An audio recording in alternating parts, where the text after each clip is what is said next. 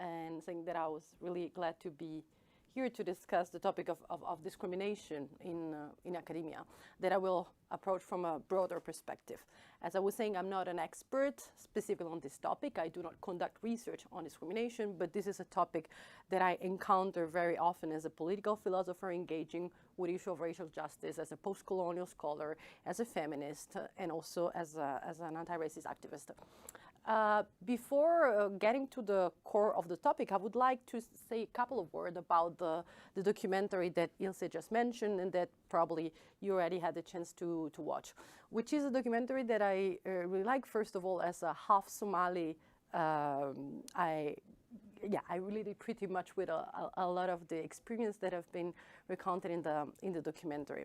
And I think that, again, as Ilse mentioned, this experience of bodies out of place is what clearly emerges and appears as this strong contrast between these four black bodies crossing spaces, very elitist spaces that are usually occupied and inhabited by whiteness.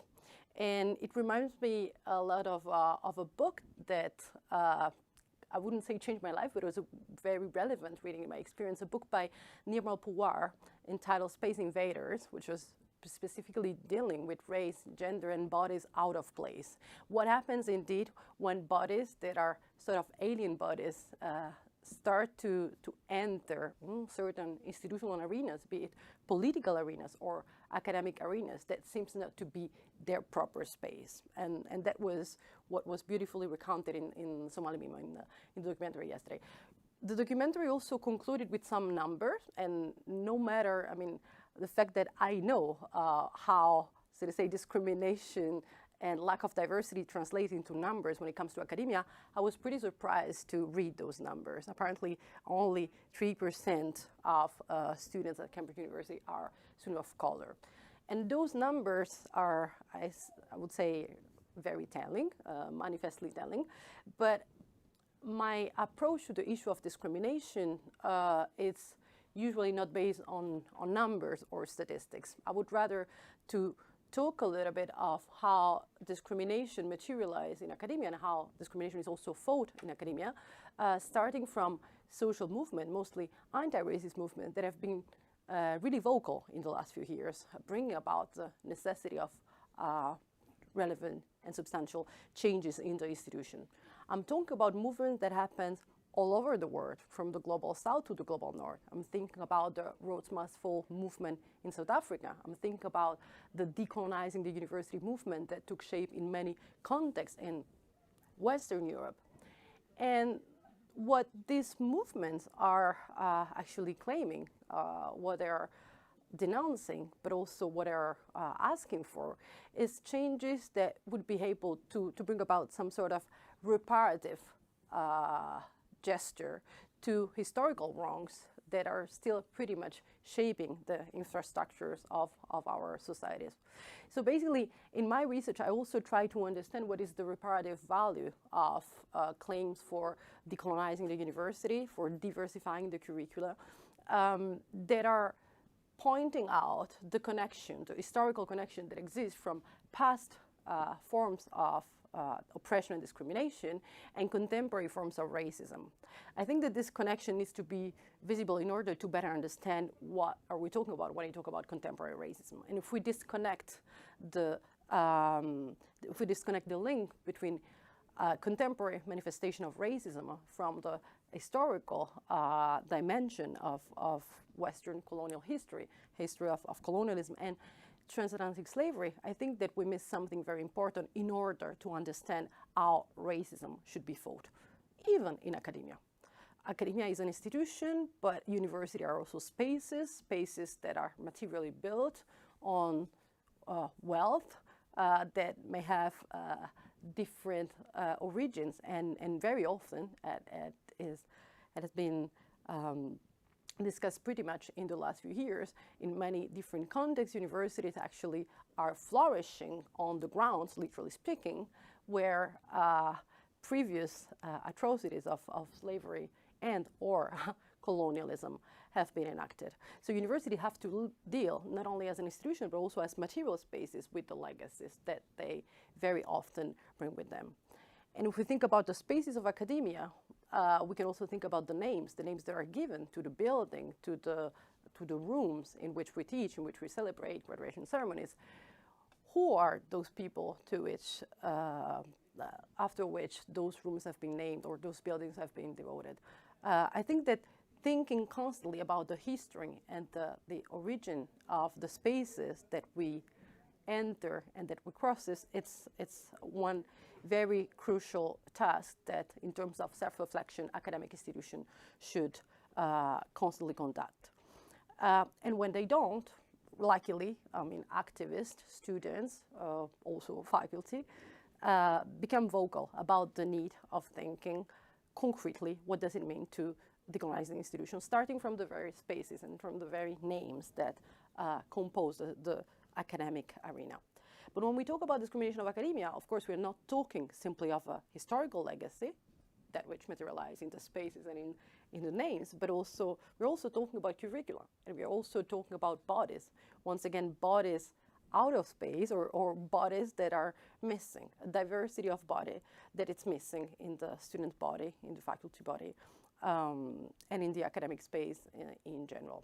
And once again, I think that it was extremely valuable to look at the way in which the recent claims about decolonizing the curriculum have been clearly pointing the necessity of diversifying the body of knowledge that it's considered as our canon.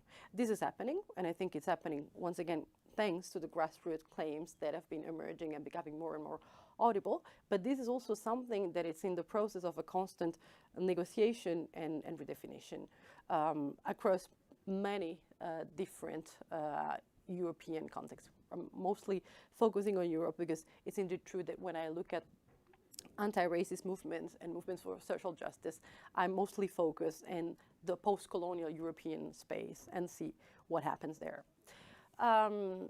Something that I would like to add in terms of reflection of what is or how discrimination in academia function is probably a reflection that I guess Louise after me will develop even further in connection with what does it mean to fight discrimination in academia by doing diversity policies. And diversity policies are, I would say, very much needed in many ways, but also very dangerous. And I think that one of the most interesting critical reading of what diversity in academia means has been provided by the queer phenomenologist and feminist Sarah Ahmed, who wrote a book on being included. Specifically, the book is on racism and diversity in institutional life, and focusing a lot on academia also because academia was our main context of analysis for our own experience. And I guess that two things are extremely relevant in Ahmed's critical analysis about diversity and inclusion, and usually those two terms go together. The first element is to think that, of course, a policy of inclusion that are supposed to fight discrimination and fight racism are always premised on a very clear understanding that to include someone means already to highlight to what extent those who are supposed to be included are actually excluded. So speaking about inclusion is yet another way to highlight the lines of exclusion that unfortunately still exist, and that academia, I mean, it's not, I think that there's nothing exceptional about the fact that academia is also reproducing many of the divides and the exclusionary logic that exist outside the academia. So if we think that inclusion is something that in many ways reminds us of the exclusionary premises that we have to face and to confront. On the other hand, Ahmed highlights that diversity, having become such a trendy, almost I would say, word in several academic contexts, is a word that may run the risk of erasing more conflictual and critical and radical approaches to what, for example, decolonizing academia would mean.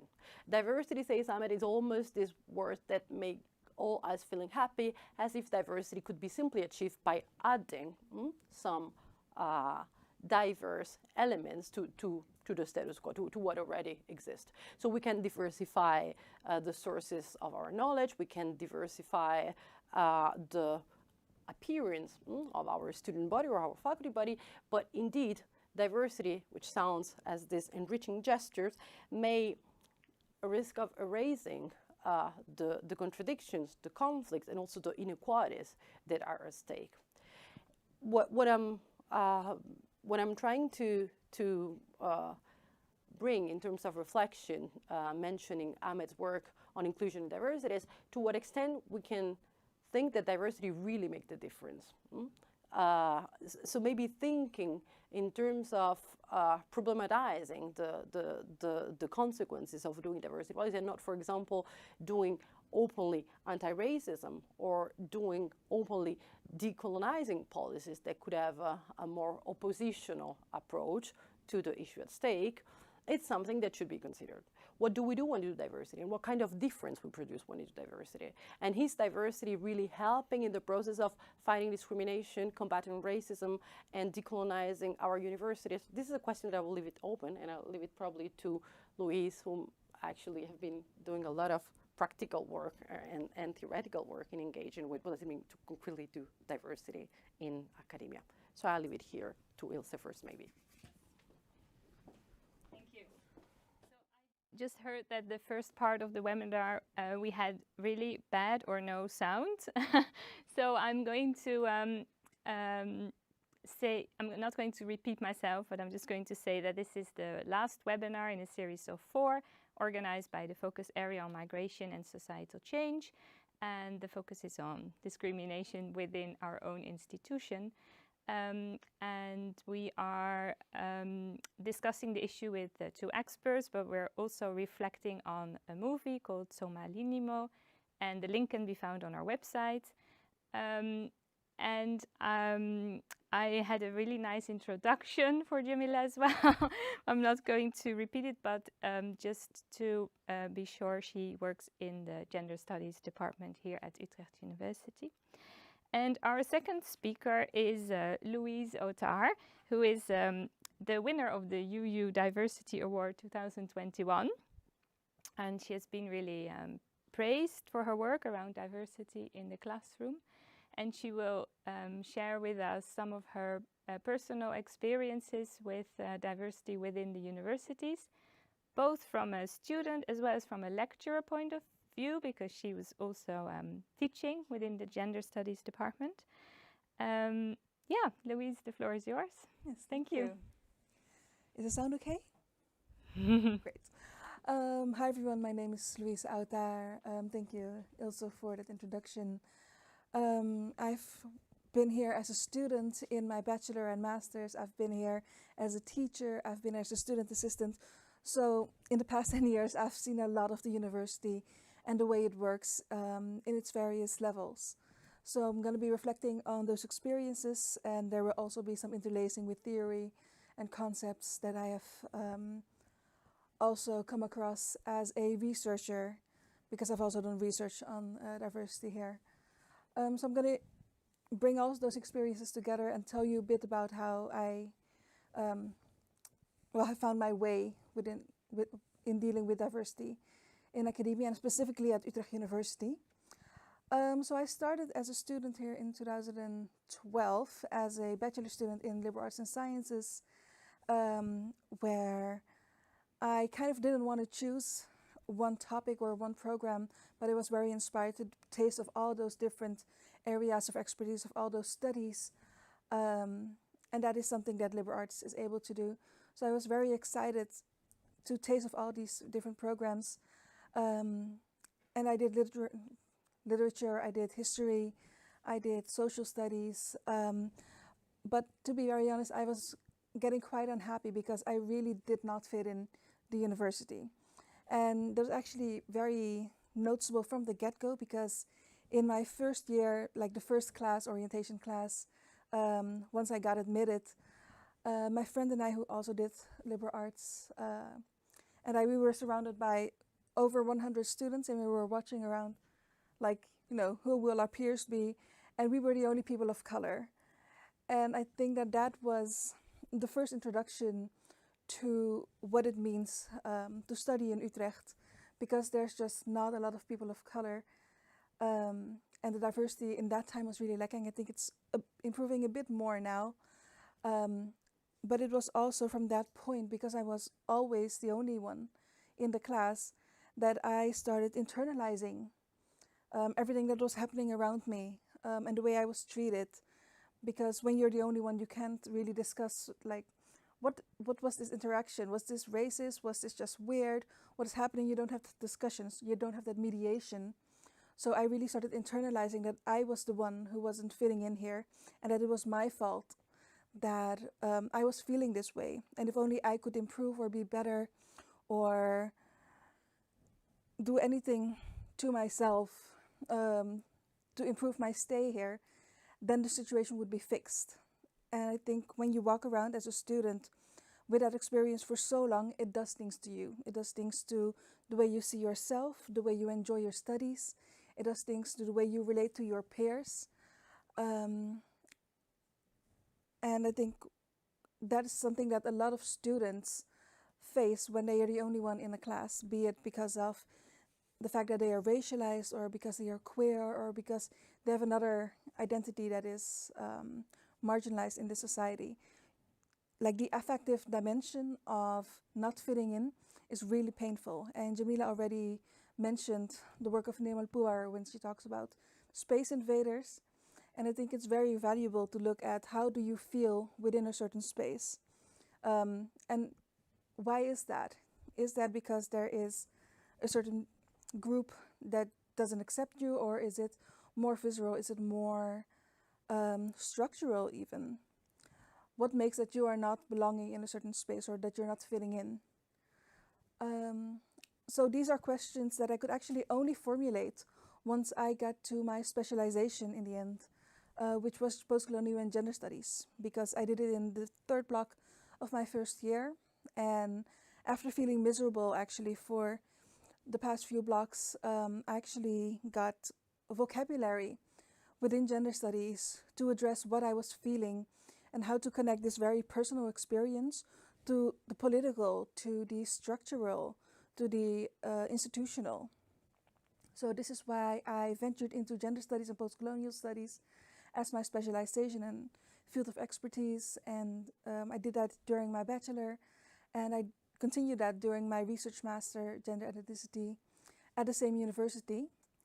And I think it was during that master education that I also came across more people of color, more activists that were active throughout the Netherlands. So it was really in that almost collision with other people who had similar experiences that we could come together and find this shared language or joint language through which we could discuss these experiences that we've had and make more sense of them. So that was a really fruitful period for me to also kind of zoom out of the personal, but also connect it with theory through my education, and really dive into the world of diversity and inclusion, because it is a world on its own. And I think Jamila also already mentioned Sarah Ahmed with On Being Included, where she really studies diversity and inclusion, the world that it creates, and the dimensions that it has and the dynamics that it creates. And that is something that I also took to studying in my internship report, where I studied sense of belonging of first-year students at the School of Liberal Arts and Sciences, which holds liberal arts and sciences, but also language and cultural studies. And it was through that experience of researching that I found more words, more vocabulary, but also more allies in doing this diversity work. So I came to this concept called credibility, because my focus was specifically on how do first-year students experience their sense of belonging in classrooms, because it's a very exciting time for every student. You know, you're entering this new institution, new people, new city sometimes, new way of learning, new way of teaching. So how do you feel at home there? And some people feel more at home there because the space extends their being, it extends what they have been used to, and it caters to them in a certain way when you belong to quote unquote the norm. But when you do not belong to the norm, it's very much up to you to still make yourself fit. And it becomes this very individualized strategy that you have to change yourself in order to fit into a system that was not made for you.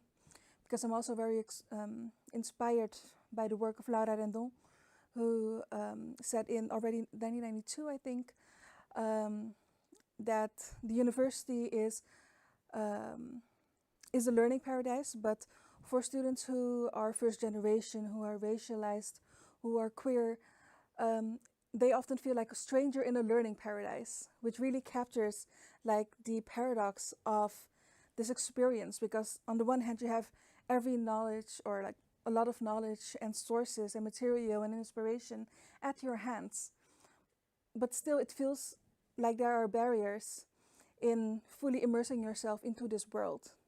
And I think that is a very interesting way of capturing this experience.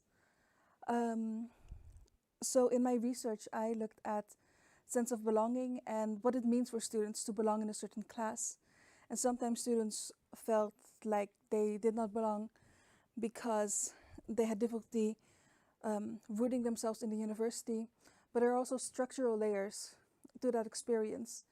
And in my work, I especially focused on the concept of credibility, and credibility focused on what happens in classrooms that make you feel like you are valued, that feel like you're appreciated, that feel like your insights are worthy. Because you do not have to be right all the time, but there is a way of making sure that you feel like, okay, even if I'm saying something that is maybe not the smartest answer, I'm still here and I'm still valued and I'm still being appreciated. And I think that when you feel unappreciated and your ideas are not valued, it does something to you. So this is something that I really found helpful to look at the experience of students, but also to look at how this relates to curricular choices. Which texts are we reading? Which ways of examining are there? Which lecturers are being invited? And which voices are being heard? Which perspectives are being heard? So I found this really interesting. I also centralized that topic in Decolonizing the Classroom, which is an article I then published around the same topic, but then also taking into account decolonial theory on when you are, when you have identities that have been dehumanized for long and long ago. What does it mean for you to be on the other side of knowledge production? What does it mean if you are always the one who has been studied, who's been observed, who's been analyzed? What does it mean to be the analyzer or the observer? That is also a very interesting dynamic that says a lot about the ways how we think are not as universal as they are presented to be. So that was part of my research, and I think it was a very interesting opportunity to then connect these experiences that I'd had as a student, as a student's assistant, as a researcher, and apply that in my own practice as a teacher at Liberal Arts and Sciences, Language and Cultural Studies, and Gender Studies, because it was there that I found that, you know, as someone who's part of the institution, you can have the best intentions, but you're only one, what's the word? A schakel? You're only one tiny part of this whole like machinery. Yes. That also needs to change and needs to reproduce your vision in order for an institution to really change. So as a teacher, there's only so much you can do because you need the support of HR, of the directors, of the deans, of all these elements that make education the way it is, that make the institution the way it is. And when you find obstacles there, or rejection, or if people are working against you because they do not share your vision, the university will still not change. So I think that's also very interesting when we talk about the pitfalls of doing diversity, because it's really not an individual task that you can do. We cannot be one person who decolonizes the university and makes it an inclusive setting. We really have to do be this entire institution to do that together. And I think that's where I will stop talking, and then we can talk about like how to do that more together. Am I audible as well? Do you have audio? Yeah, okay. Yeah, thanks, Louise. Thank you so much. It's very, very valuable. Even though, as you say, you cannot change the institution on your own, it's still very important that you share these experiences and keep sharing and making these voices heard. There is so many to talk about, so much to talk about. Maybe first thing I would like to do is to reflect a little bit more on the film as well, and to see how that fits your stories. I think, Louise, what you mentioned about this kind of implicit ways the institutions can feel alienating is also very much in the film. Like, it's not so much about admission criteria or making sure people speak the language, or it's so much more than that, which makes me also wonder, like, how can you hinted at some examples, but how can these implicit ways of alienation be translated into some more, I don't know, concrete things we can think about? Like you mentioned, I really like the things you mentioned about spaces. I think that might be a way to think about where, in which particular spaces do people need maybe more support, or you also mentioned creating safe space for yourself, which maybe is also something very much in the film, where these 4 women together try to also create their own space within the alienating environment. But could you maybe reflect a little bit more on that? Yeah, I think it's very interesting because these students were also staying on campus, if I understood correctly from the short film. And that is really different from my experience, where I continued living in Rotterdam, but I also studied in Utrecht. So I really felt like I had this very fragmented identity, where I was like Utrecht Louise and I was Rotterdam Louise. Yeah. And I could be more myself in Rotterdam. And like even my way of speaking apparently changed, which I didn't know when I'm in Utrecht, because I was once calling with a friend and she was like, "Why are you talking like that?" I was like, "How am I talking?" I'm in the university. Yeah, but it's really like when you start entering a space, you do mimic the way you feel like people are supposed to inhabit that space. So it's in your speech, it's in the way you sit, it's in the way you talk, the way you take up space. Are you raising your hand, or are you just talking? There are a lot of informal rules, both in the class but also in the other layers of student life when it comes to study associations. But also, I remember the first time I called a professor by his name. I was like, oh my God, this is so not me. So I think there's a lot of informal rules that also add to this layer of knowing how to inhabit this space that some people do know, and some people really don't know that there are specific rules and that there are sanctions sometimes when you do not follow those rules. Do you want to add something? Yeah, I was thinking, I mean, I think that the issue of space is very relevant, the way alien body inhabit a space, but also, as I was mentioning, I think taking spaces seriously and think about the legacy of those spaces, the material origin of those spaces. I was today at a conference in Academic Bouw. There is this room that I guess most of students know, because it's one of the rooms where the graduation ceremony happened, which is the Belle van Zalen Zaal. And this room, it's already very strange, because this is a room which is named after a female emancipatory icon, and it's actually, the room is all full of portraits of white male scholars.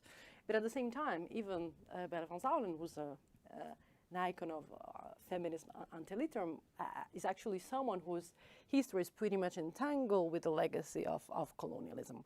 So when I'm talking about spaces, I include both what you were mentioning, so the sort of phenomenological experience that the person of color has in a space which is almost completely dominated by whiteness, but at the same time, if we look at those spaces for what they are, for the people, the heroes who they're dedicated, for how they've been built and their stories. I think this also tell us something more about the multiple layers of racism and discrimination that happen in space.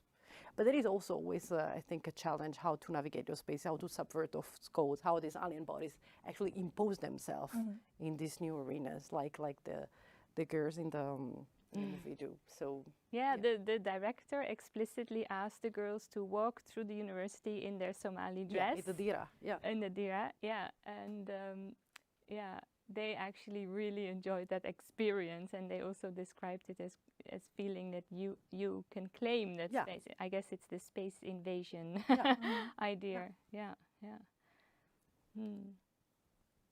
And Louise, could you also maybe say a bit more on what you think Utrecht University is doing at this particular moment on trying to include diverse students and reflect a bit on what is already being done, or maybe, I guess, what should be done more, because this is really like something that we're just starting to take serious, I think, and there is a long way to go. Yeah, and it's very interesting because, so I've been out of the university for like 9 months almost, and it's interesting to see also with the lockdown, like what's happening, how are we making connections, how are we still making sure that inclusion is happening. And I think it's very interesting to see that, I think probably multiple, but two student movements that have come up, notably in the last few years, is the African Caribbean Heritage Network, but also Work in Progress, which are really making student voices heard. But I think that where there is movement bottom up, there is also a diversity office that has been here for, I'm not sure how long, it's not very long, I think about 5 years. Maybe? Yeah. And it's interesting to see how there's an office that is installed within a university that has a responsibility to do diversity. But then, how does it work into symbolic or symbol politics, basically? How are they, for instance, becoming the drivers of change? And how does that mean that the responsibility of other people becomes less because they can point, well, that's the diversity office's work. So I think it has this very interesting dynamic between pointing a specific agent to drive after this change, but at the same time, like alleviating yourself of the burden of doing diversity and doing that. And then there's also this question of, okay, what can a diversity office then do in order to really foster inclusion? Change at many different levels. Yes, and I think that, for instance, when I was coming to this location again, I saw the rainbow pad, and that is a very interesting illustration of what are we doing, what are we putting our efforts and our monies in, and what does it actually mean for the students who have queer identities, who are walking around in this university. So there's always this tension of what is being done and for who is it being done and who is actually benefiting from that. And Jamila, I guess you have some ideas as well, as you were talking about the pitfalls of diversity. Well, yes, and I didn't talk about it in concrete. I was just raising the question whether diversity makes the difference in the sense, let's think about what diversity, what really does in in institutional context, because universities are not the only institution in which diversity is done. Of course, corporates, diversity is all over. So I have the feeling that, of course, one could say that diversity is good. Why should I be against diversifying the colors, diversifying the sources of what we read, diversifying whatever, the food that we eat? Of course, diversity is good, right? But this is not the point. The point is to what extent diversity really allows us to make a difference. And what Ahmed alerted us to think about is that sometimes diversity can become a word which is used not to confront more problematic issue at stake. Like, we talk about diversity, we talk less about racism, we talk less about colonialism, we talk even less about decolonizing. We do, in the sense that students and teachers do it individually, but what the institution concretely do in right now for supporting those efforts. Diversity can be understood as this spice that we can spread all over. And again, I'm not against that, but I do believe that there's more to be done. And when it comes to education, when you were saying that an individual an individual teacher cannot do much. I mean, you're free to create your syllabus, but whenever you have to engage with the infrastructure, you may find obstacles. And I'm wondering to what extent one of the priorities for education in our department and our faculty should be this kind of issue. So what does it mean to fight racism in education? What kind of challenge it poses to the way we teach and to what we teach? And sometimes you're much busier with learning goals and assessment criteria rather than with fundamental questions. So I think that supporting a process of confronting, not just doing diversity, but confronting racism and confronting what does it mean to decolonize education, it's something that needs to be done more at the roots of the infrastructure when it comes to education. And maybe also bringing teachers together, no? I mean, it's if you are the only one working on this, there is many more maybe in different faculties at Utrecht University, and we could try to bring also the teachers together and collaboratively think about how we do it rather than everybody does it on their own. Yeah, if I can add to that, I also think that you really touch upon like what are the structures then that make it difficult to really actively pursue diversity and inclusion, because there's a teaching load that is very disproportionate. But I also, for instance, had a temporary contract, and a lot of teachers here now have temporary contracts. So what does it mean to give or impose actually that kind of precarity on teachers? And then also, you know, you may want to pursue these things, but your own position in the university is not even safe or sustainable.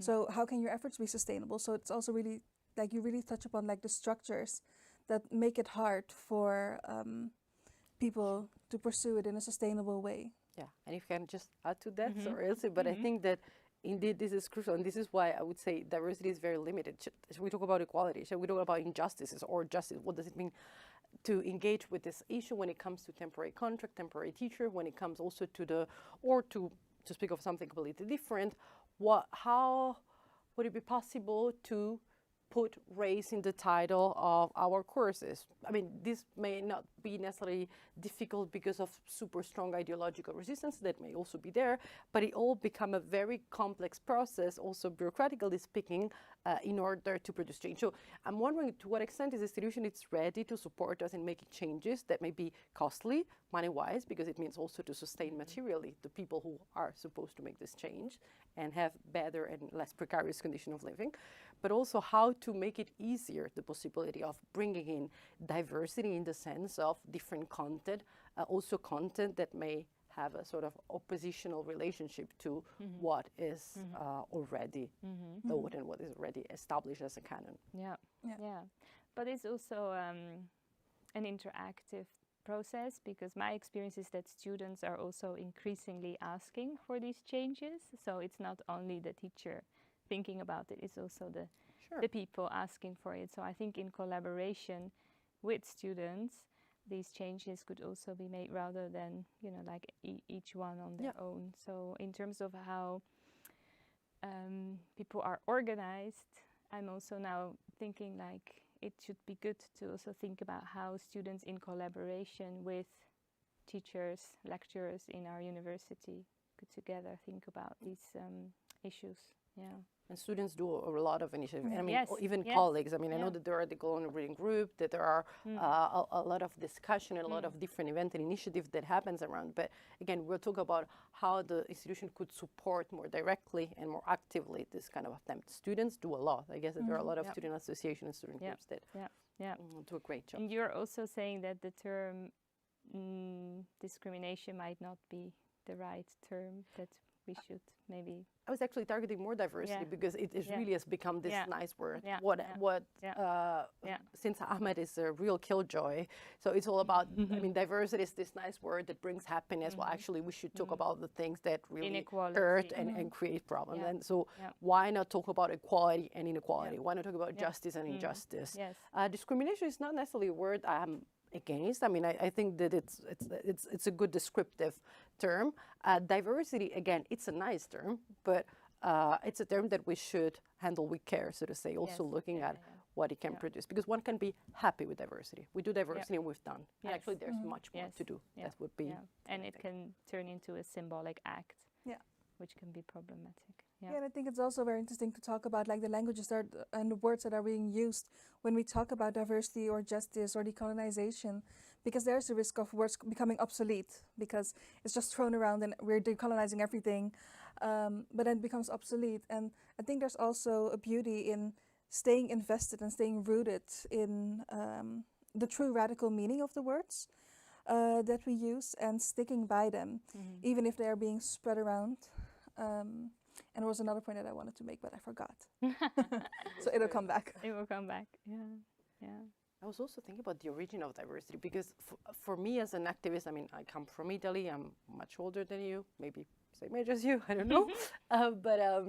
Yeah. So of course, I mean, anti-racist movement was not that much about diversity. It was really about racism. So confronting racism, its institutional and infrastructural presence in society. So it's true that the diversity is a word that I encounter much more as a sort of institutional term when institutions started to do diversity about it. I've never been demonstrating for diversity as you know. So, but yeah, I was just thinking. Oh, that's actually relating to what I wanted to say. Because we talk about diversity, but it also means that diversity already focuses on what is not here. We also have to look at who is here and how are they acting, how are they behaving, how are they making space or not making space for people, how are they maybe giving, well, it's the same thing, but like limiting the bewegingsvrijheid. Freedom of movement. Freedom of movement? Yeah, not room really. for maneuver? Or like, how are they like influencing the agency of every student that is in the space? Because I think there's also a task that needs to be done when we talk about this diversity of perspectives, for instance. But then there's also, like, the university is not separate from the outside world. There are racist students in this university, and how is the university and its people taking a stance against that? You know, are we like going back to, but there's a diversity of perspectives when these perspectives are actually dehumanizing a lot of students? And is the university taking enough of a stand beyond presenting itself as taking a stand when these things happen? Because I think that's also a very important step in really combating racism in the university. It's also, are we actually taking a stance and speaking out against people? Are we stopping racist instances from happening in the moment that they are? Yeah. And would that also be the diversity officer? Diversity officer, but also like the teacher if it's happening in a class, the chair if it's happening in a meeting. It's in all these spaces, there need to be people who are standing up in the moment that it happens. And that's a very scary decision, and it's a very scary thing to do. But it needs to be done, because otherwise, like, all the affective dimensions do stay with the people who are marked as racialized or as disabled or whatever. I would say that's also part of the learning paradise, because you learn from it, and it's actually your responsibility as a teacher to intervene. So a lot needs to be done. This is really like the first steps, first conversations. Is there anything to conclude that you would like to share in terms of what you think needs to be done, like a takeaway message? Do you want to start? You can think about it.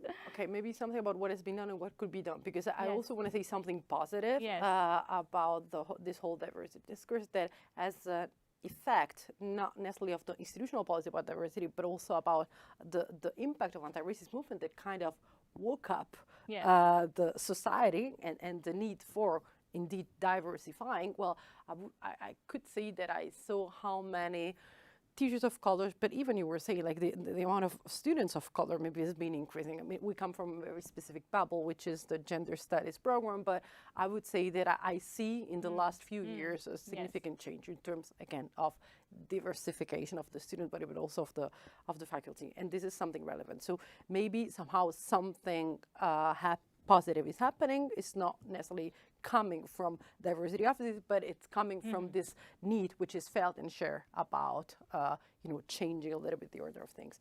Priorities. As I said, I think that priorities of education substantially should be much more related to the contents and the quality and how we teach, what we teach, who we teach, why do we want to teach this way.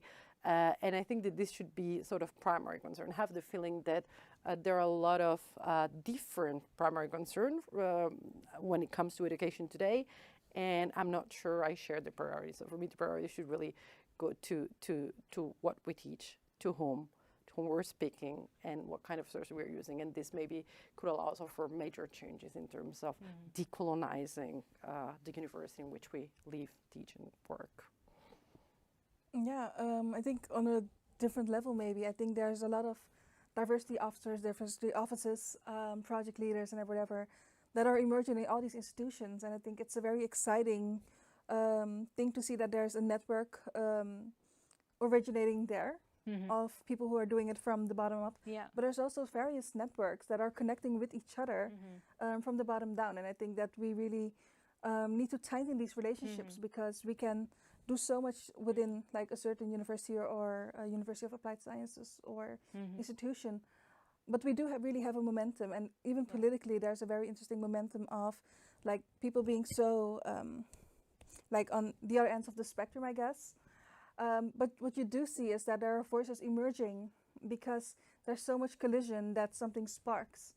And I think that when that happens, that's also very interesting to see that, okay, when something sparks and we do start speaking up, Yes. how do we find our people? Yeah. And I think when we do that, there's a collective voice Yes. and a collective effort that can be potentially so radical and Yes. revolutionary. Yeah. So I'm also holding on to Good. that. So we can also make the machine go work if we work together instead of being in our own little radar. Yeah. Wonderful. Okay, so I'm going to thank you, and I have a little gift for you actually. Wow. Yes. So this gift is very special because we've had 3 webinars earlier on where we gave the gift to the speakers and we told them not to open it because it's the same gift for all the speakers. So now we're going to reveal what the gift is. Thank you. Thank you so much. And we can open it. So we are opening you it can now. open it. On This is a screen. magical moment.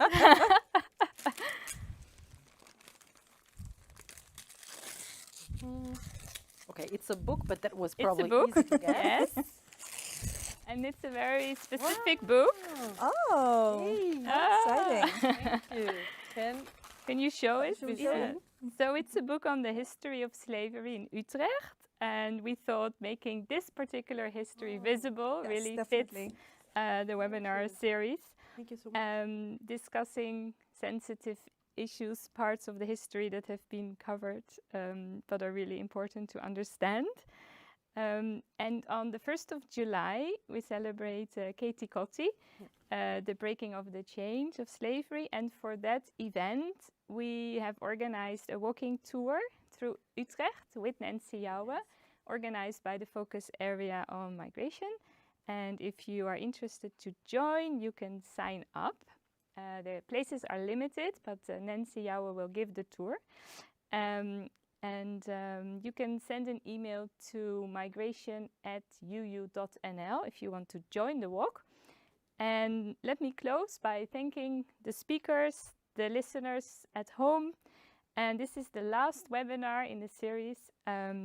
Thank you for sticking with us. And yeah, you can sign up for the newsletter as well. The same website, the same email address, migration@uu.nl. Have a nice day.